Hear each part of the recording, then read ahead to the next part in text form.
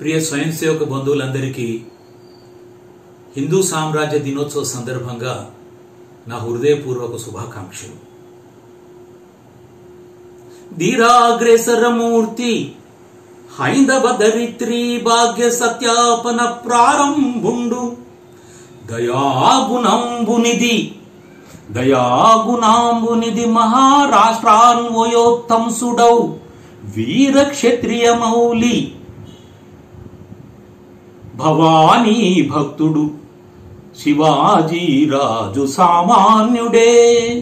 ధీరాగ్రేసరమూర్తి హైందవ ధరిత్రి భాగ్య సత్యాప ప్రారంభుండు దయాగుణాంబునిధి మహారాష్ట్రాన్వయోత్తంసుడౌ వీర క్షత్రియ మౌలి దేశ మత గో వేదాది రక్షార్పిత శ్రీరమ్యుండు భవానీ భక్తుడు శివాజీరాజు సామాన్యుడే. శివాజీరాజు సామాన్యుడు కాదు, ఆయన కారణజన్ముడు, సాక్షాత్తు శివుని అవతారం. జిజియామాత షహాజీలకు జన్మించినటువంటి శివాజీ ఆ రోజుల్లో ఆర్యమతముల రాపాడునాడు శంకరాచార్యుగన్న. ఈ శంకరాచార్యుడు ఏ విధంగా అయితే ఆ రోజు మన సనాతన హిందూ ధర్మాన్ని మరి అవహేళన చేస్తున్నటువంటి సందర్భంలో మరి ఆదిశంకరాచార్యులు జన్మించినట్టుగా మరి మన హిందూ ధర్మాన్ని ఈ విదేశీయులు విధర్మీయులు అపహాస్యం చేస్తున్నటువంటి సమయం లోపల శివాజీ రాజు జన్మించి మళ్ళీ సర్వస్వతంత్ర సామ్రాజ్య హిందూ సామ్రాజ్య స్థాపనే కాకుండా మన హిందూ ధర్మ జాతి దేశం యొక్క గౌరవాభిమానాలను కాపాడినటువంటి సాక్షాత్తు శివుని అవతారమైనటువంటి శివాజీ పట్టాభిషిక్తుడైనటువంటి రోజు ఈరోజు. మరి ఆ శివాజీ పాల్గొన బహుళ తదియ రోజు 1630వ సంవత్సరం లోపల 390 సంవత్సరాల కింద జన్మించినటువంటి శివాజీ మరి శివాజీ జన్మ వృత్తాంతాన్ని, ఆ జన్మించినటువంటి వేళ విశేషాన్ని, శివాజీ ఉన్నటువంటి విషయాన్ని శివాజీ వంశ కులగురు అయినటువంటి దాదాజీ కొండదేవ్ షహాజీ శివాజీ ఉన్నటువంటి కొలువుకు పోయి శివాజీ ఏమో మరి శివనేరి దుర్గంలో జన్మించాడు. ఆ జన్మ వృత్తాంతాన్ని తెలియజేసేందుకు దాదాజీ కొండదేవు శివాజీ తండ్రి అయినటువంటి షహాజీ దగ్గరికి వెళ్ళి, శివాజీ ఎట్లున్నాడా అంటే, మూడవ కన్ను నెన్నుదుట మూవన వ్రాలు కరంబు రేరేడు శిరంబునందు అగు పింపక నాడనసూయ ఎంట పారాడిన పాపడే మన గృహంబున నేడు దయించే. సతీ అనసూయ బ్రహ్మ విష్ణు మహేశ్వరులు కోరినటువంటి విపరీత కోరికను మరి వాళ్ళను పసిపాపలుగా చేసేసి తన ఇంట పారాడ ఊయల్లో ఊహించినటువంటి సందర్భంలో శివుడు చేతున త్రిశూలము, నుదుట మూడవ కన్ను, మరి తలపై నెలవంక లేనిటువంటి శివుడు ఏ విధంగా ఉంటాడో ఆ విధంగా ఆ శివుడు సతీ అనసూయ ఇంట మరి ఊయల్లో ఊగుతున్నటువంటి శివుని వలనే ఉన్నాడు శివాజీ అని చెప్పి దాదాజీ కొండదేవ్ శివాజీ యొక్క తండ్రి అయినటువంటి షహాజీకి వివరించాడు. మరి శివాజీ శివుని సాక్షాత్తు శివుడి అవతారం ఎత్తాలని చెప్పి వేనోళ్లుగా ఎన్నో ఏళ్లుగా వ్రతం చేసినటువంటి జిజియామాతకు శివనేరి దుర్గంలో శివాజీ జన్మించడం జరిగింది. శివాజీ జిజియామాత తండ్రి అయినటువంటి లఖూజీరావు, మరి జిజియామాత యొక్క అన్నదమ్ములైనటువంటి అచల్జీ, రఘోజీ, యశ్వంతరావు, వీళ్ళను ఈ నిజాం షాహీ వాళ్ళ యొక్క ధైర్య సాహసాలు చూసి ఎక్కడ ఎదురు తిరుగుతారో అని చెప్పి వాళ్ళను చంపించినటువంటి దుర్మార్గుడు. మరి శివాజీ యొక్క తండ్రి అయినటువంటి మరి జిజియామాత భర్త షహాజీ ఈ బీజాపూర్ సుల్తాను యొక్క కొలువులోనే పనిచేస్తున్నాడు. తన యొక్క మామ, తన మామ అయినటువంటి మాలోజీరావు, భర్త షహాజీ, మరి అన్నదమ్ములు అచల్జీ, రఘోజీ, యశ్వంతరావు, మరి తండ్రి అయినటువంటి లఖూజీరావు, వీళ్ళందరూ కూడా విదేశీయులు, విధర్మీయులైనటువంటి తురుక రాజుల దగ్గర కొలువు చేస్తూ ఎంతో ధైర్య సాహసవంతులైనప్పటికీ కొలువు చేయడము ఆమెకు అవమానకరంగా భావించింది. ఆ రోజుల్లో తుర్కల వాళ్ళ యొక్క ఆగడాలు తను కళ్ళారా చూసింది. వీధుల్లో గోవధ చేయడం, తల్లుల యొక్క చెల్లెల యొక్క మాన ప్రాణాలను హరించడం, పంట పొలాలను ధ్వంసం చేయడం, దేవాలయాలను అపవిత్రం చేయడం, దేవాలయ విగ్రహాలని కూల్చివేయడం, ఇవన్నీ కల్లారా చూసినటువంటి జిజియామాత తన కొడుకు ఈ విధంగా పరాయి వాళ్ళ మోచేతి నీళ్లు తాగడానికి వీల్లేదు, ఒక సర్వ స్వతంత్ర హిందూ సామ్రాజ్య మరి ఒక మహారాజుగా మరి వెలుగొందాలని చెప్పి ఎన్నో వ్రతాలు చేసిన కారణంగా శివాజీ జన్మించాడు. శివాజీ ఆ రోజు ఉన్నటువంటి చరిత్రకారులు ఏం చెప్పారంటే, కాశీకి కలా గయి, मथुरा मस्जिद बन गई, अगर शिवाजी नहीं होता तो सबकी होती सुन्नति. కాశీలో కలదప్పింది, మధుర మస్జిద్ అయిపోయింది. అక్కడ శివాజీ లేనట్టయితే మనం ఈరోజు హిందువులుగా మనం ఉండేవాళ్ళు కాదు, మనం ఈరోజు ఈ ఉత్సవం చేసుకునే వాళ్ళమే కాదు. కాబట్టి శివాజీ చేసినటువంటి మరి చేసిన ప్రయత్నం కారణంగా, ఈ తుర్క వాళ్ళ ఆగడాలను మరి అడ్డుకున్న కారణంగా అనేక సార్లు పులి నోటిలోకి తలదూర్చి మరి ఆ అపాయాల నుండి తప్పించుకున్నటువంటి శివాజీ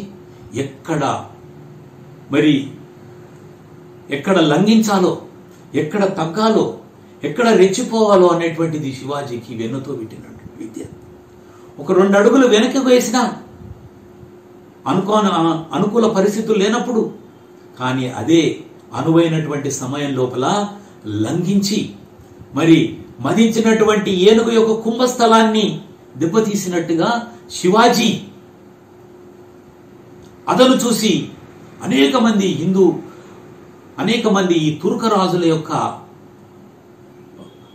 మరి ముష్టిఘాతంలో ఆయన చవి చూపించినటువంటి గొప్ప మహావీరుడు మన శివాజీ మహారాజు. చిన్నతనంలోనే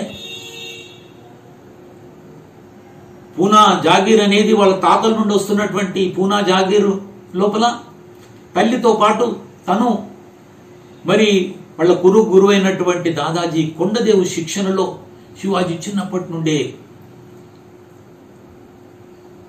ఒక ఉన్నతమైనటువంటి భావాలు కలిగినటువంటి వ్యక్తిగా నిర్మాణమయ్యాడు.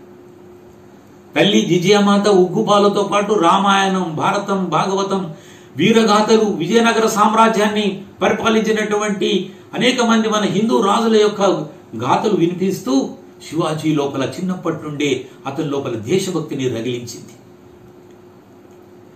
దాదాజీ కొండదేవి యొక్క శిక్షణలో, అస్త్రశస్త్ర విద్యల్లో ఆరితేరి మరి కుస్తీ పోటీల్లో, మల్ల యుద్ధంలో, అనేక విలువిద్య లోపల, గెరిల్లా లాంటి పోరాటం లోపల కూడా ఆరితేరినటువంటి శివాజీ వజ్ర శరీరుడై కొంతమంది మావలీలను తన సైన్యంలో చేర్చుకొని తన మిత్రులతో ఒక సైన్యంగా ఏర్పడి శివాజీ జైత్రయాత్రను సాగించడం ప్రారంభించాడు.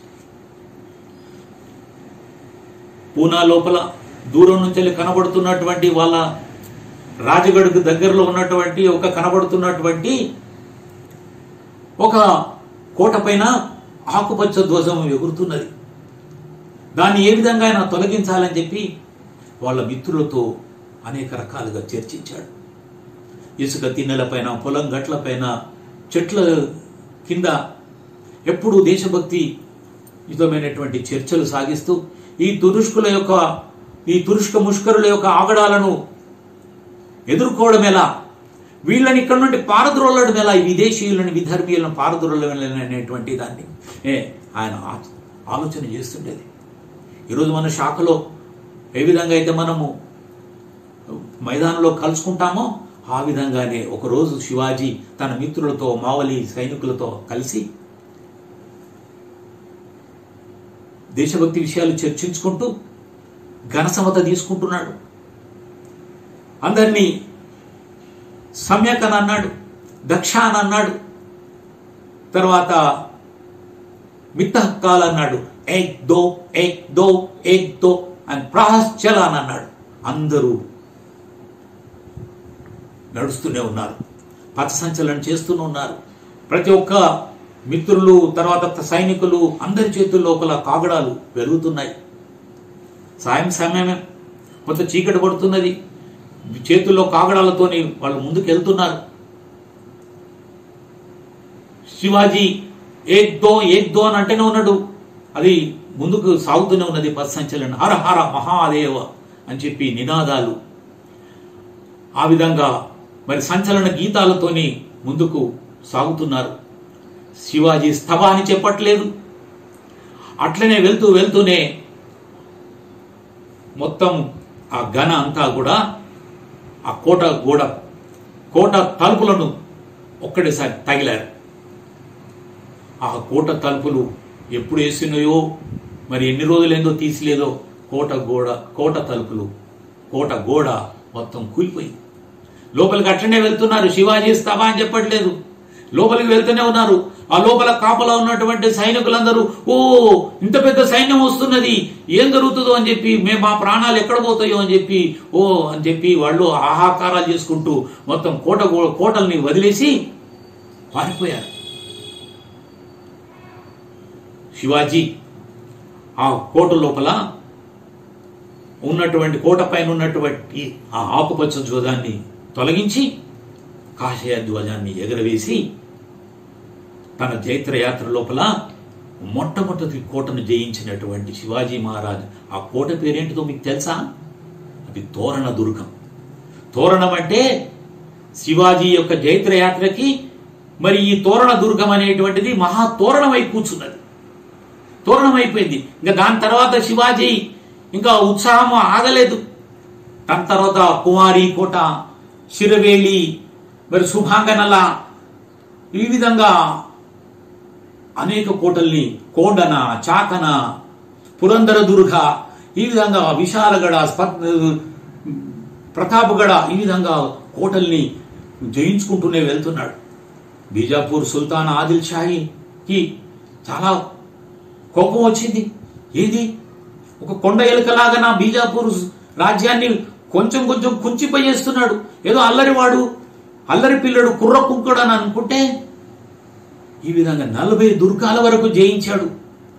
ఈ శివాజీని ఈ విధంగా ఊరుకుంటే లాభం లేదు, తప్పకుండా శివాజీ యొక్క ఆగడాలకు అడ్డు వేయాలి అని చెప్పి శివాజీ పైకి ఫతే ఖాన్ అనేటువంటి ఒక సర్దారును యుద్ధం చేయమని చెప్పి పంపించాడు.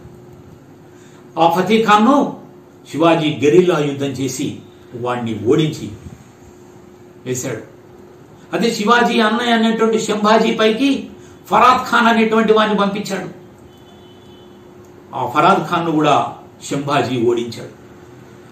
ఇంకా లాభం లేదని చెప్పి శివాజీ యొక్క తండ్రిని షహాజీని, కర్ణాటకలో బెంగళూరు లోపల సర్దారుగా ఉన్నటువంటి శివాజీ తండ్రి షహాజీని ఈ అఫ్జల్ ఖాన్ అనేటువంటి వాడు బంధించుకొని బీజాపూర్కు బయలుదేరాడు.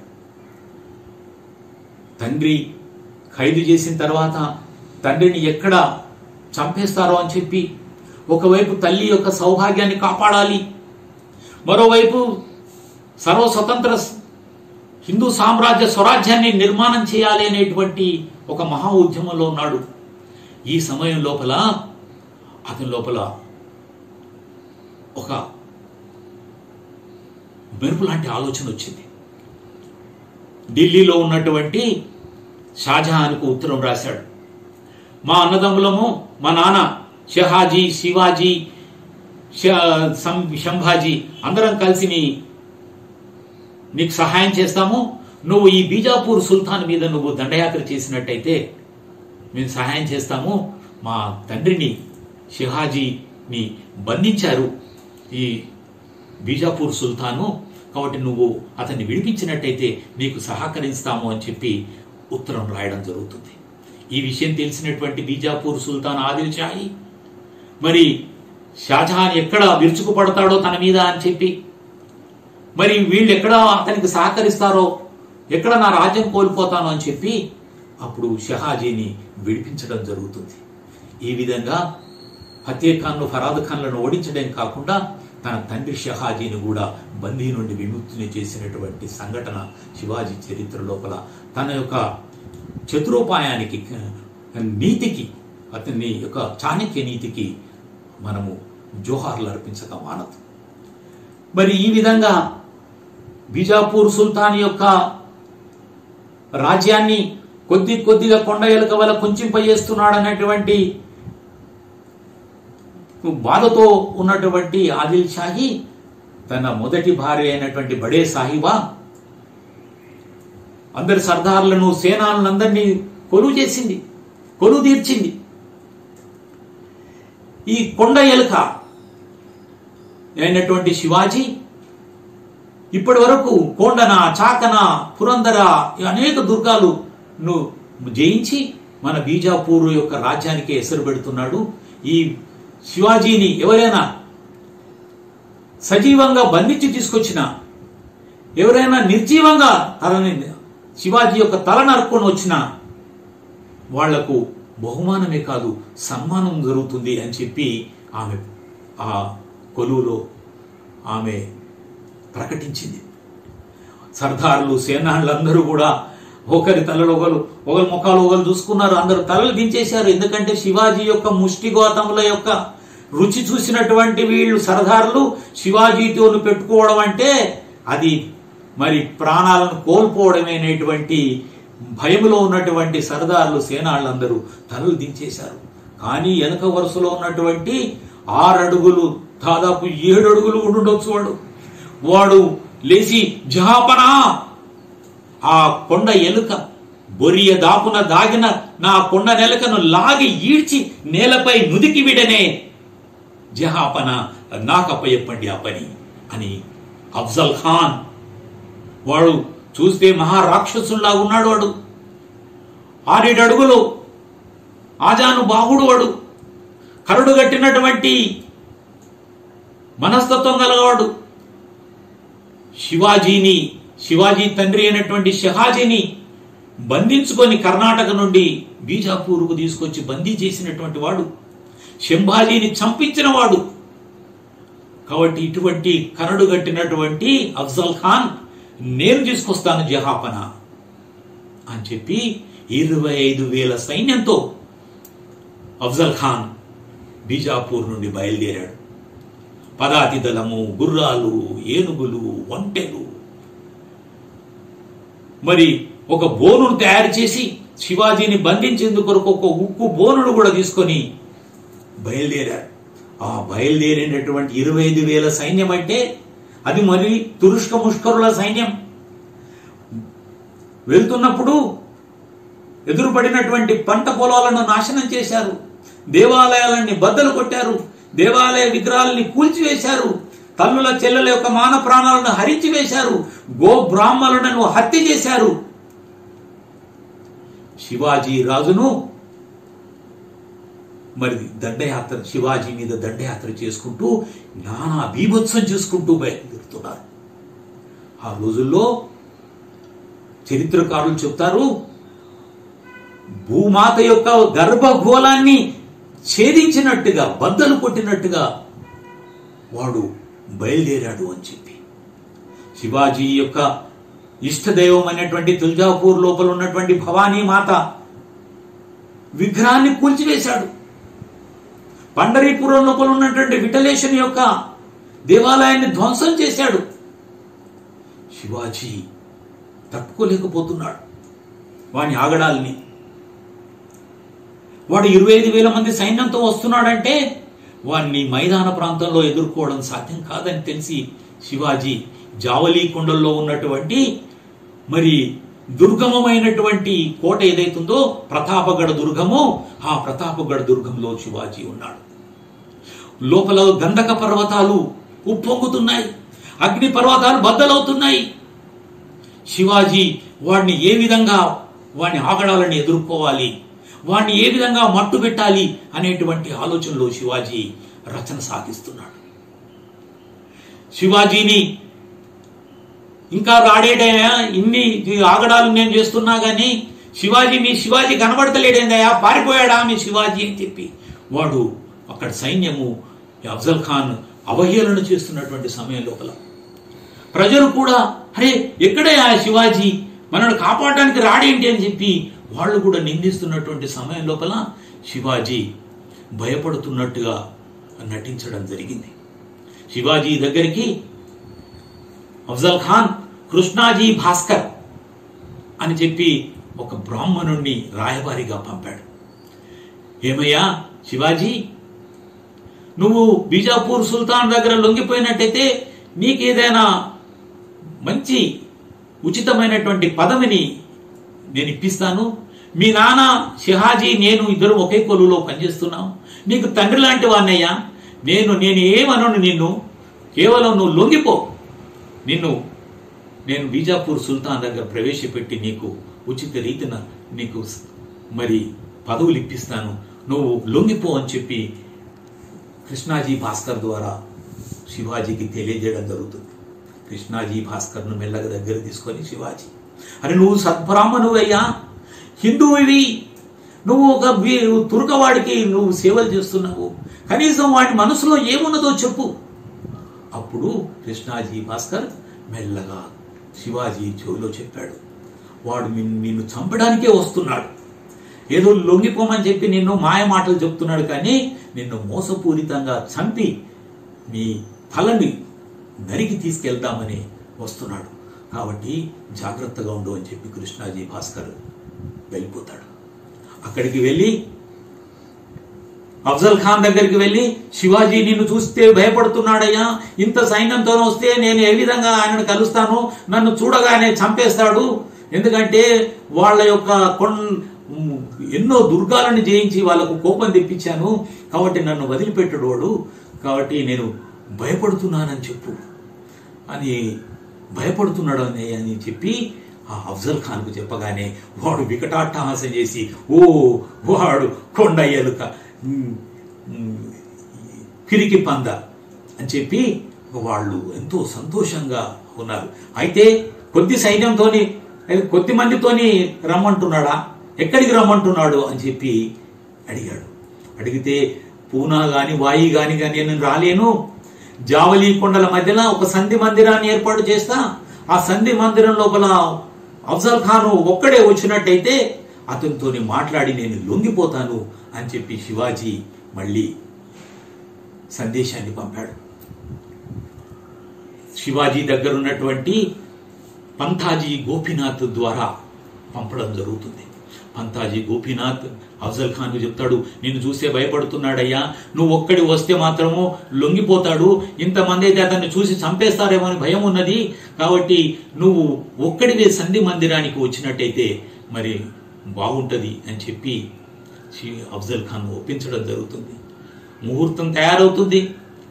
జావలీ కొండల లోపల చలువ పందిళ్ళు, మరి వజ్రాల వైడూర్యాలు, మరి రతనాల గుత్తులు అన్ని వేలాడదీసి ఒక షామియానా ఒక చలువ పందిరి వేసి అందులోపల మరి అఫ్జల్ ఖాన్ను సంధి మందిరానికి రమ్మని చెప్పి శివాజీ ఆహ్వానం పంపాడు.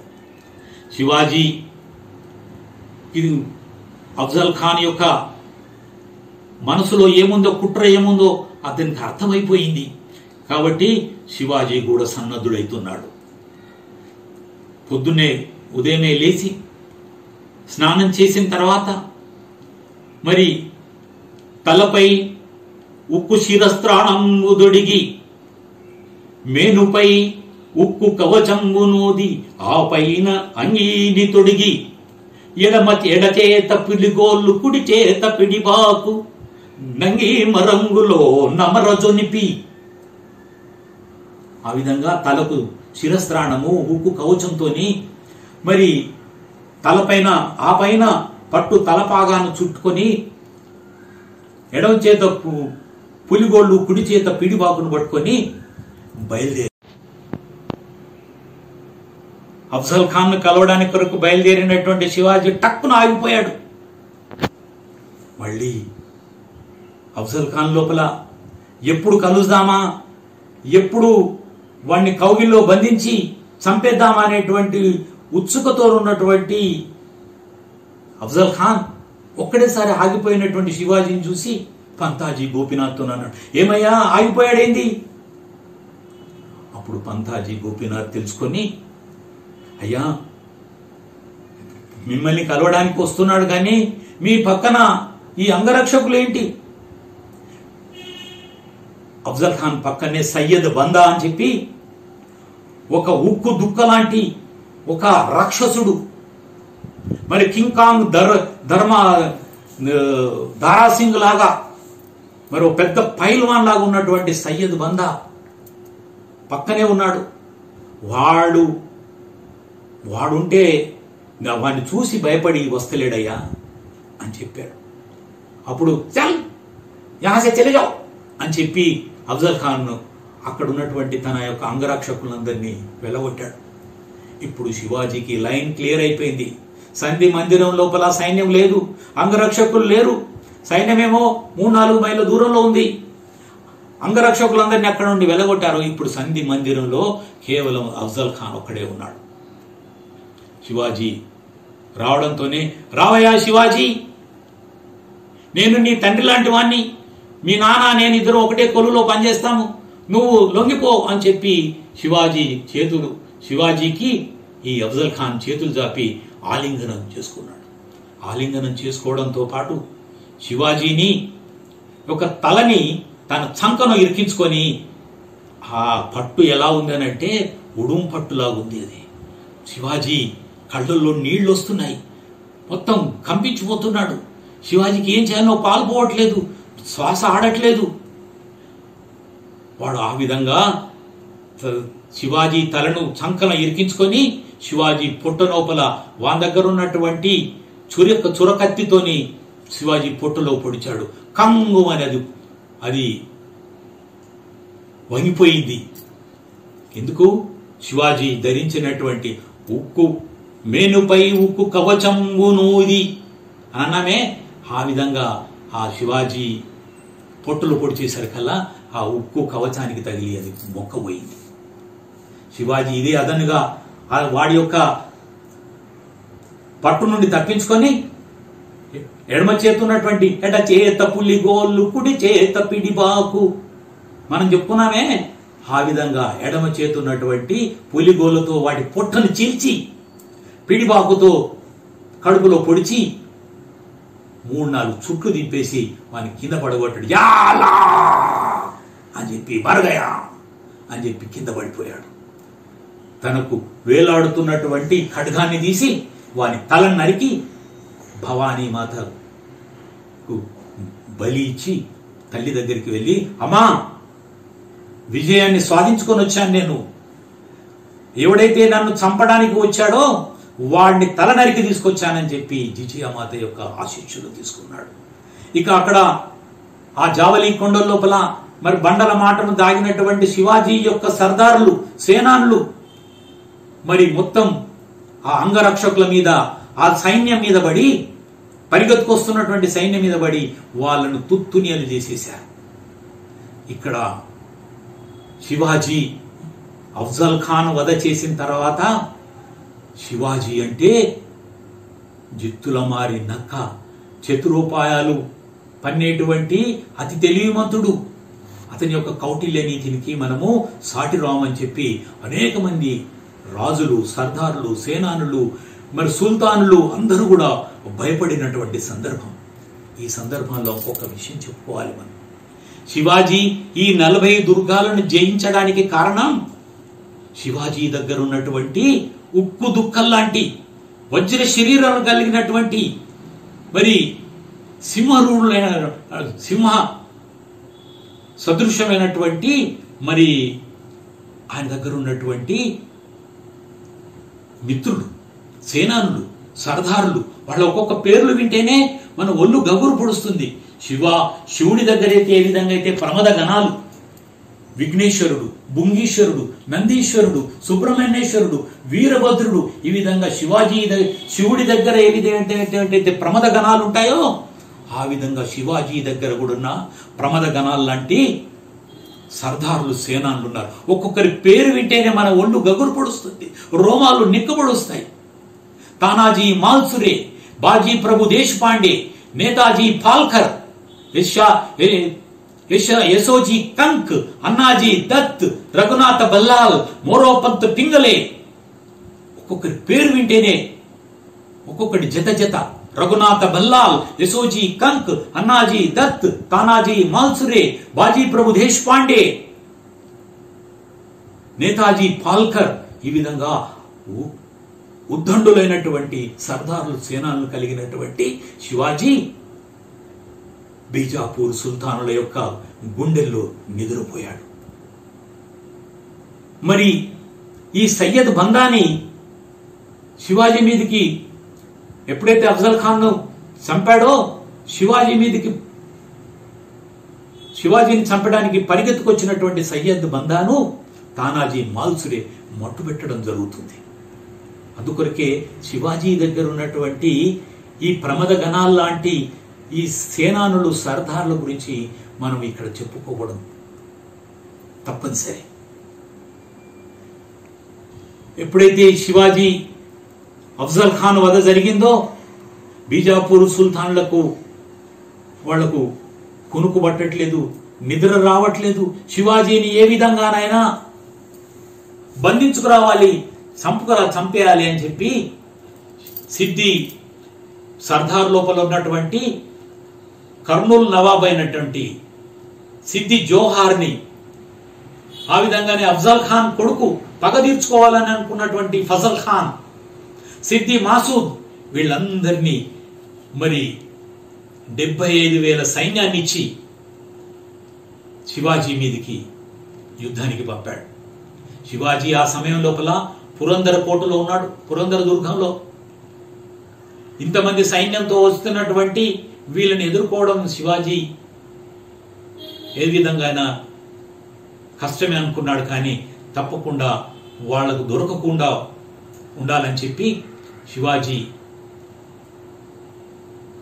వాళ్లకు ఒక సందేశాన్ని పంపాడు. నేను పురందరం దుర్గాన్ని వదిలి నేను మీకు లొంగిపోతాను అనగానే వాళ్ళ లోపల హర్షాతిరేకాలు, ఆ విధంగా వాళ్ళు ఒక పెద్ద విందు చేసుకుంటున్నటువంటి సమయంలో ఆ రాత్రి, చీకటి రాత్రి, వర్షం పడుతున్నది, ఉరుములు మెరుపులు. ఆ సమయం లోపల శివాజీ పురందర కోట నుండి ఒక పల్లకీలో ఒక పెళ్లి ఊరేగింపులాగా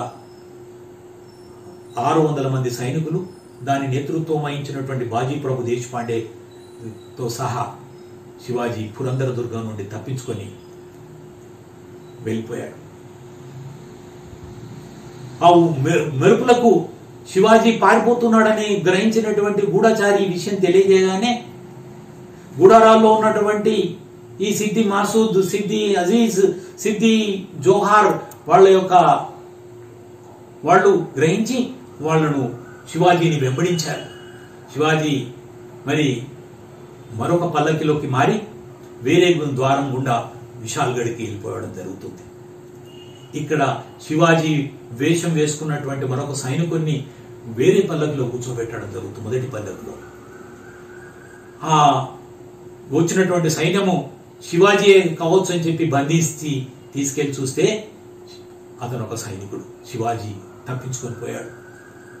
శివాజీ దాదాపు పురందర దుర్గం నుంచి వెళ్ళి కొన్ని మైళ్ళ దూరం వెళ్తున్నటువంటి శివాజీని ఈ సిద్ది మాసూద్ ఒక 5,000 సైన్యంతో శివాజీని వెంబడించాడు. బాజీ ప్రభు దేశపాండే 600 సైన్యానికి నేతృత్వం వహిస్తున్నటువంటి బాజీ ప్రభు దేశపాండే, ప్రభు మీరు విశాల్గఢ్కు వెళ్ళిపోండి, మీరు సర్వస్వతంత్ర హిందూ సామ్రాజ్య స్వరాజ్య ఉద్యమం చేస్తున్నారు, మీలాంటి వాళ్ళు బ్రతికుండాలి, కాబట్టి నేను వీళ్ళని చూసుకుంటానని చెప్పి గాజీపూర్ కనుమ అంటే 2 కొండల మధ్యన ఉన్నటువంటి ఇరుకైనటువంటి దారి, ఆ ఇరుకైనటువంటి దారిలో ఒక్కరు మహా ఇద్దరు వెళ్ళగలుగుతారు.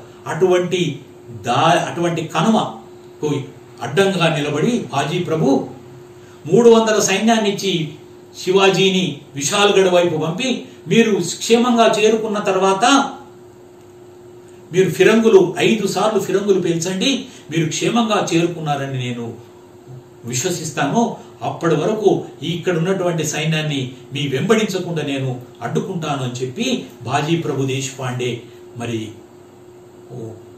ఆ వస్తున్నటువంటి సిద్ది మాసూద్ సైన్యాన్ని ముల్లంగి దుంపలను తరిగినట్టు, కూరగాయలను తరిగినట్టుగా ఒక్కొక్కరిని ఆ కనుమకు అడ్డంగా నిలబడి నరికి వేస్తున్నాడు.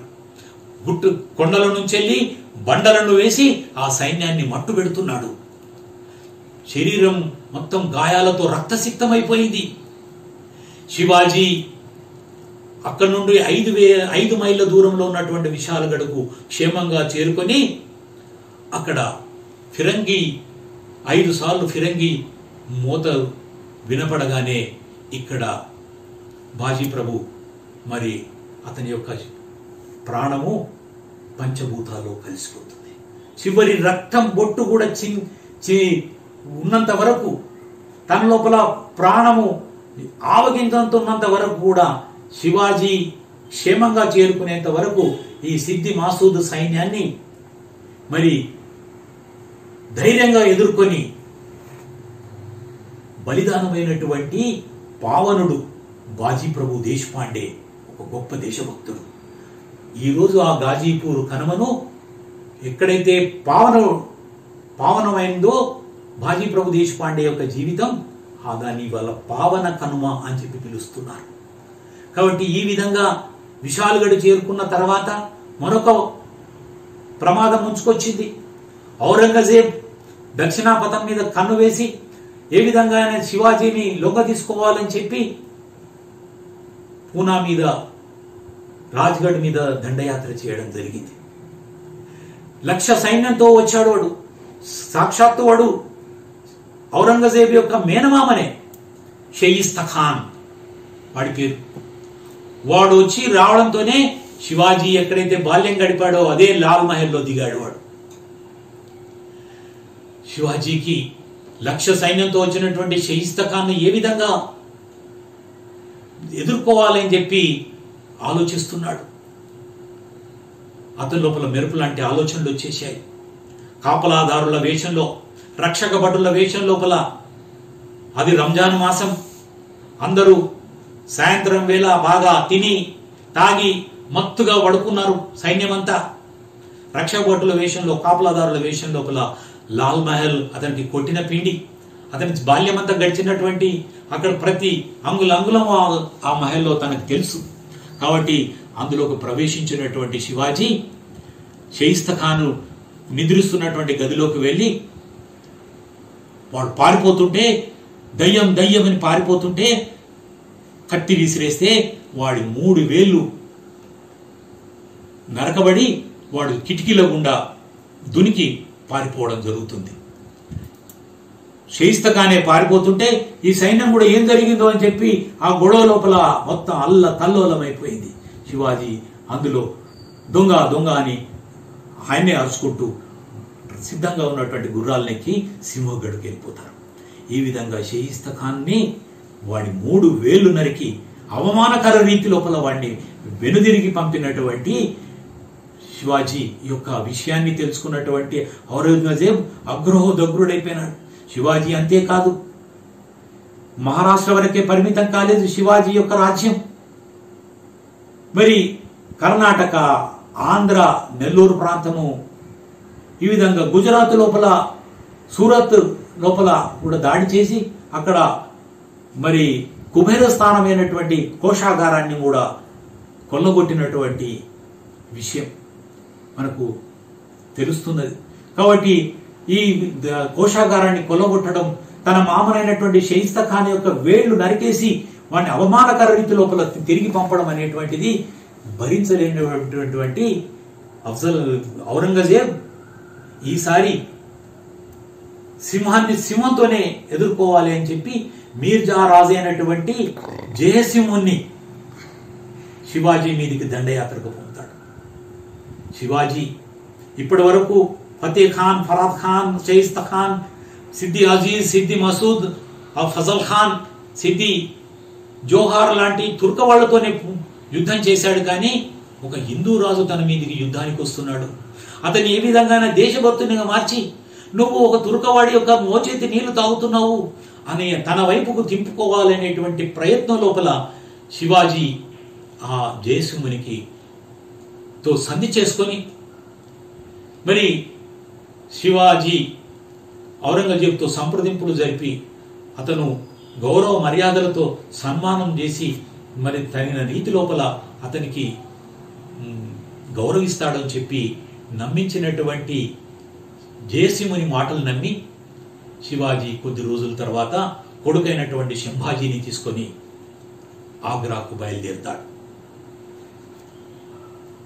చాలా మంది మనసు లోపల శివాజీ ఎందుకు వెళ్తున్నాడు ఎవరికి అర్థం కాలేదు.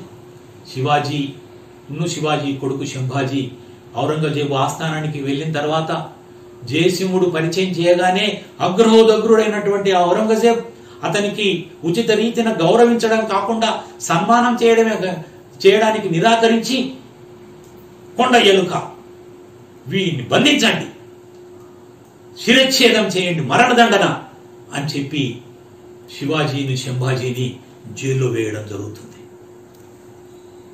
శివాజీ, శంభాజీలను చంపే మరణదండని విధించేటువంటి రోజులు దగ్గరకు వస్తున్నాయి.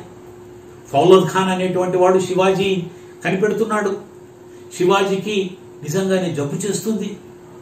శివాజీ మరి ఫకీర్లకి, సాధువులకు, సంతులకు ఉచిత రీతిన బహుమానాలు, వాళ్లకు మిఠాయిలు మరి పంచిపెట్టాలి అని చెప్పి చెప్పడం జరుగుతుంది. దాని వ్యవస్థ చేస్తారు.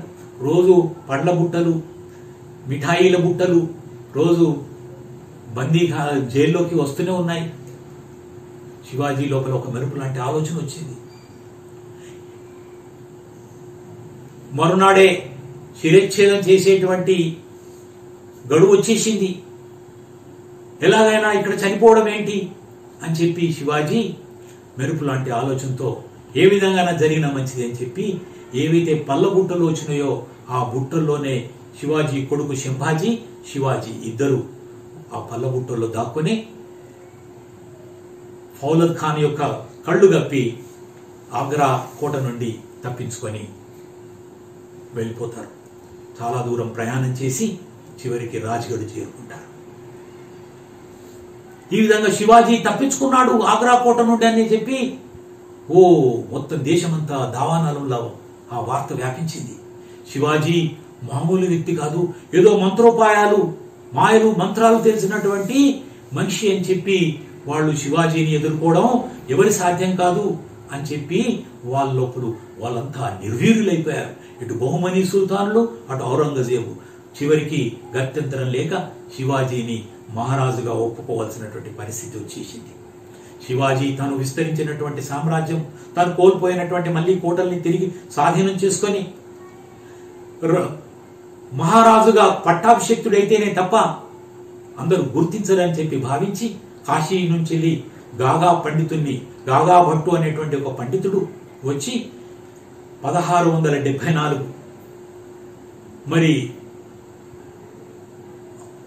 జ్యేష్ఠ శుద్ధ త్రయోదశి ఈ రోజు ఏదైతే మనము హిందూ సామ్రాజ్య దినోత్సవము శివాజీ మహారాజు యొక్క పట్టాభిషేక మహోత్సవాన్ని మనం నిర్వహించుకుంటున్నామో ఆ రోజున జ్యేష్ఠ శుద్ధి త్రయోదశి నాడు శివాజీ యొక్క పట్టాభిషేకము బహుమని సుల్తానులు, ఔరంగజేబు యొక్క ప్రతినిధులు, పోర్చుగీసు వాళ్ళు, ఆంగ్లేయుల యొక్క ప్రతినిధుల సమక్షంలో శివాజీ మహారాజుకు బంగారు చిత్రము పట్టి అతన్ని పట్టాభిషిక్తుని చేసినటువంటి శుభ గడియలో శివాజీ మహారాజ్ హిందూ పదషాహి నిర్మాణం చేసినటువంటి ఛత్రపతి శివాజీ మహారాజు పట్టాభిషిక్తుడైనటువంటి శుభదినం ఇది.